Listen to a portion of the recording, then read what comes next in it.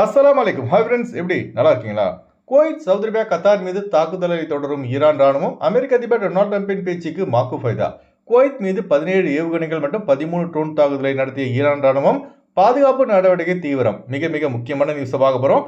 அடுத்து 10 குவைத்திகளை கைது செய்த உள்துறை அமைச்சகம். தடை செய்யப்பட்ட இயக்கத்துடன் தொடர்பு. அடுத்து பொதுவெளியில் விழுந்த ராட்சச துகள்கள். அடுத்து சுகாதார அமைச்சகத்தின் தீவிர நடவடிக்கை. 222 சிறப்பு ஆம்புலன்ஸ்கள் தயாராக உள்ளது. அடுத்து விமான பயணம் தொடர்பான முக்கிய சந்தேகத்தின் பதில்கள். இப்படி பல முக்கியமான தகவல் இந்த வீடியோல இருக்கு. வீடியோ ஃபுல்லா பாருங்க. உங்க நண்பர்கள் அனைவருக்கும் கட்டாயமா இந்த வீடியோ ஷேர் செய்யுங்க. இப்போ வாங்க குவைத்துடைய மிக முக்கியமான நியூஸை பார்ப்போம்.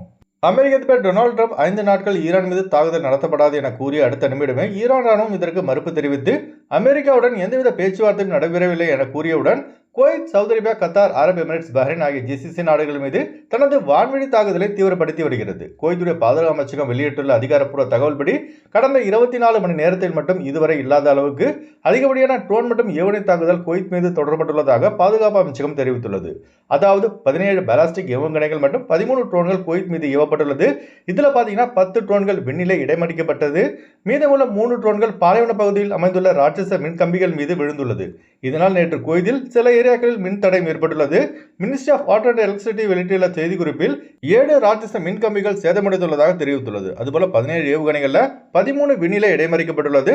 4 ஏவுகணைகள் மக்கள் நடமாட்டம் இல்லாத இடத்தில் விழுந்துள்ளது. நேற்று குவைத்தில் சைரன் ஒலியும் அதிகப்படியாக ஒலிக்கப்பட்டதும் குறிப்பிடத்தக்கது. இந்த ஸ்கிரீன்ல பாருங்க, இடைமறிக்கப்பட்ட ஏவுகணைகள் மற்றும் ட்ரோன்கள் இருந்து கீழே விடப்பட்ட டெப்ரிஸ்கள் ஒரு அரபிய வீட்டின் கார் ஷெட் மேல விழுந்திருக்கு. வீட்டில் விழுந்திருக்கு, தெருக்கல்ல விழுந்திருக்கு. இடைமறிக்கப்பட்ட கீழே விழுந்த அனைத்து ஏவுகணைகள் மற்றும் ட்ரோன்கள் பாகங்களை பாதுகாப்பு பிரிவு அதிகாரிகள் கைப்பற்றி உள்ளதாக உள்துறை அமைச்சகம் தெரிவித்துள்ளது. அமெரிக்க அதிபர் டொனால்ட் ட்ரம்ப் ஈரான் மீது 5 நாட்கள் நாங்கள் தாக்க மாட்டோம்னு சொல்லிட்டு இஸ்ரேலை நீ வேணா ஈரானை தாக்கிக்கொள் என அமெரிக்கா அனுமதி வழங்கிய காரணத்தினால் இஸ்ரேல் ஈரானை தாக்க ஈரான் பாத்தீங்கன்னா பதிலுக்கு குவைத், சவுதி அரேபியா, கத்தார் மீது வான்வழி தாக்குதல் நடத்திருக்கான். அப்ப எதுக்கு தான் இந்த 5 நாள் சண்டை நிறுத்தணும்னு தெரியலங்க. இவங்களால ஜிசிசி நாடுகளில் உள்ள அரபியர்கள் மற்றும் வெளிநாட்டவர் நிம்மதி தான் போச்சு. எத்தனை பேர் கஷ்டப்படுறாங்க தெரியுமா? ஊர்ல கல்யாணம் விசேஷம் வச்சவங்க, எமர்ஜென்சியாக ஊருக்கு போறவங்க, மனைவி குழந்தைகளை பிரிந்த கணவன், பெற்றோர்களை பிரிந்தவர்கள், இப்படி அனைவரும் ஊருக்கு போக முடியாமல் ரிட்டர்ன் குவைத்துக்கு வரவும் முடியாமல் தவிக்கிறாங்க. ஏன்னா ஃபிளைட் டிக்கெட் ரேட் அவ்வளோ அதிகமாக இருக்கு. அதுபோல குவைத்தில் தடை செய்யப்பட்ட அமைப்பிற்கு உளவு பார்த்ததாக 10 குவைத்திகளை உள்துறை அமைச்சகம் கண்டுபிடித்து சிறையில் அடைத்துள்ளது. மேலும் அவங்களுடைய பேங்க் அக்கௌண்ட், சொத்து என அனைத்தும் ஃப்ரீ செய்யப்பட்டுள்ளதாக பாதுகாப்பு அமைச்சகம் தெரிவித்துள்ளது.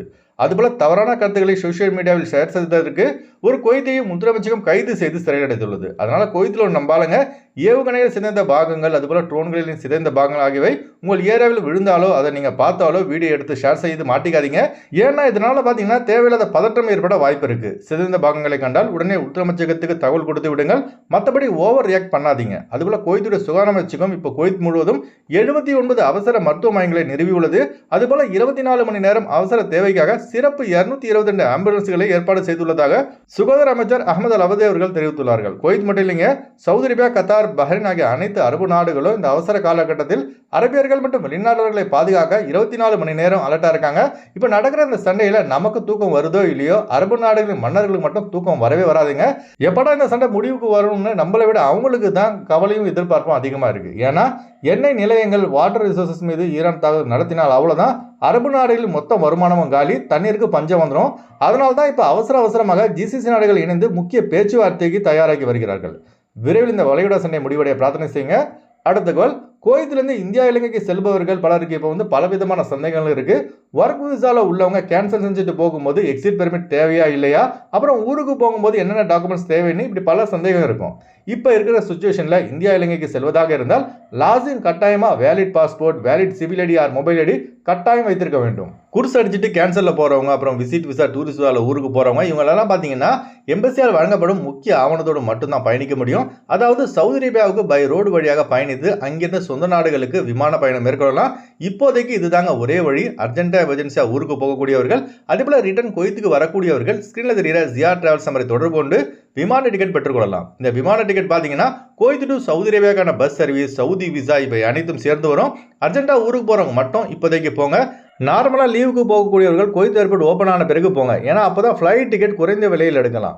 அடுத்து ஒரு மிக முக்கியமான தகவல், குவைத் வாழ் தமிழர்கள் நலனுக்காக வெளிநாடு வாழ் தமிழர் நலச்சங்கம் நல அறக்கட்டளை சார்பில் உலகத்தரம் பெற்ற சிட்டி கிளினிக் மருத்துவமனையுடன் ஒரு புரிந்துணர்வு ஒப்பந்தம் போடப்பட்டுள்ளது. இதில் வெளிநாடு வாழ் தமிழர்கள் நலச்சங்க அறக்கட்டளை நலச்சங்கத்தின் நிர்வாகிகள், உறுப்பினர்கள், ஆதரவாளர்கள், அவர்களின் குடும்ப உறுப்பினர்கள் என சிட்டி கிளினிக் மருத்துவமனைக்கு வரும் பட்சத்தில் கட்டணத்தில் பார்த்தீங்கன்னா 25% குறைந்து வாங்கப்படும்.